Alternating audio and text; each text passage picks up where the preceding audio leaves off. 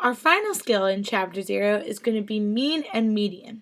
So make sure you have your central tendencies paper in front of you with the Phillie Phonetics on it as we get started on these definitions. So today we're going to be talking about the mean when we're talking about math. So to understand data, which would be just a bunch of numbers, we often try to find the mean. Another way to say it is the arithmetic average. So basically what you do is you just add up all the numbers that you have in your data set, and then you divide it by the number of numbers there were. We're going to do lots of examples, so don't worry, but if you take a look down here, we're talking about the 7 best players on a Major League Baseball team. So this is the number of home runs they hit. So here's all the home runs. If we were to add them all together, we would get 109. But then if we count them, there is 7 players, so 7 pieces of data. So we divide it by 7. So our average, or our mean, is this 15.57. The other vocabulary word from this unit is going to be median. So this is another way that we're going to measure our data to try to find the middle of it. But we're going to do it differently than how we did the mean. We're not going to do any of this calculation stuff. Instead, what we do is we arrange it numerically, which means you put your numbers in order from least to greatest and then find the middle number.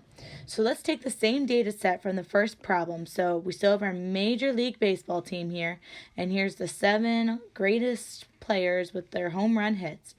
So what they did is right down here you can see they arranged them in order, so 9 being the smallest and 26 being the largest, and then they counted inwards. So what I do is I literally take my pencil and I tick them off. So 1, 1, 1, 1, 1, 1, and then I get to my middle number 15.